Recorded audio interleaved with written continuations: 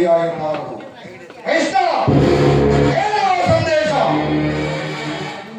ಅದನ್ನು ಕೇಳುವ ಮೊದಲು ನೀನು ನನ್ನ ಬಳಿ ಬಂದು ಕೈ ಕಟ್ಟಿ ನಿಲ್ಲಬೇಕು. ಎಲ್ಲ ಹಿಂದಿದ್ದಂತೆ ಹೇಳಿದರು. ಇಲ್ಲ, ನೀನು ಕುಳಿತುಕೊಳ್ಳದ ಹೊರತಾಗಿ ನಾನು ಹೇಳುವುದಿಲ್ಲ. ಈ ಪರಿಹಾಸವೇಕೆ ಕೃಷ್ಣ? ಇದು ಪರಿಹಾಸಗಳ ಜಗತ್ತಿನ ನಿನ್ನನ್ನು ಕಂಡರೆ ನನಗೆ ಅಷ್ಟೊಂದು ಭಯ. ಆ ನಿನ್ನ ಗದೆಯನ್ನು ಪಕ್ಕಕ್ಕೆ ಇಟ್ಟು ಬಂದು ನನ್ನ ಮಾತನ್ನು ಕೇಳು. ಆಗ ನೀನು ವಿವಾಹ ಸಂದೇಶವನ್ನು ಹೇಳು. ಇದು ನಿನ್ನ ಅಪೇಕ್ಷೆಯಂತೆ ಕುಳಿತುಕೊಳ್ಳುವನು. ಈಗಲೂ ನಾನು ಹೇಳು, ಏನು ಸಂದೇಶ? ಕೋಪ ಮಾಡಿಕೊಳ್ಳುವುದಿಲ್ಲ ಒಪ್ಪುತ್ತಾನೆ. ಅದು ಆಗಲಿ.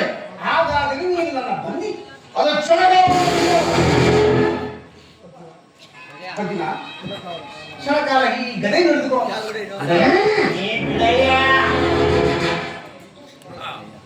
ಹಾ, ಈಗ ಕೇಳಿ ಯಾಜಸೇನಿ, ನಾನು ಹೇಳದಂತೆ ಕೇಳಿ. ನಿನ್ನ ಮಾತನ್ನು ನಾನು ಎಂದಾದರೂ ತೀರಿದ್ದೇನೆ. ತೆಗೆದುಕೊಂಡು ಅದನ್ನು. ಇದು ನನಗೆ ಒಂದು ಕಡೆ ಪುರಸ್ಕಾರ ರೀತಿಯಲ್ಲಿ ಇದರಿಂದ ನಿನ್ನ ಪತಿಯ ಕೈ ತಲೆಗಳನ್ನು ಬಂಧಿಸುವುದು ಇಲ್ಲವೋ ಎನ್ನುವುದನ್ನು ನಾನು ಅಲ್ಲ, ಇದೆಂತಹ ಪರಿಹಾಸ್ಯ ಪರಮಾತ್ಮ. ಇದು ಪರಿಹಾಸವಿಲ್ಲ ಪ್ರೀತಿ. ಸತ್ತುಗಳ ಬಿಡಿಸುವುದರಲ್ಲಿ ನೀನು ಮಹಾಪಂಡಿತೆಯಾಗಿ, ಅದರಂತೆ ನೀನು ಪತಿಗಳ ಕರಗಳನ್ನು ಬಂಧಿಸು.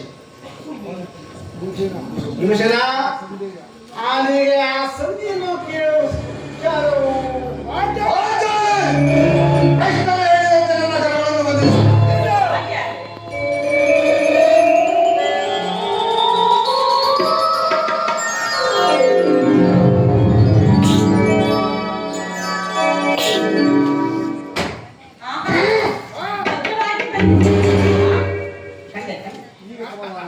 ಈಗ ಸಮಾಧಾನವಾಯಿತು.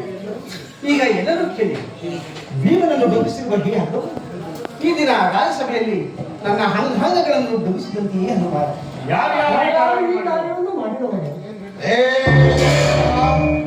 ಈ ಕಾಲದಿಂದ ಬಂಧಿಸಲು ಯತ್ನಿಸಿದರೆ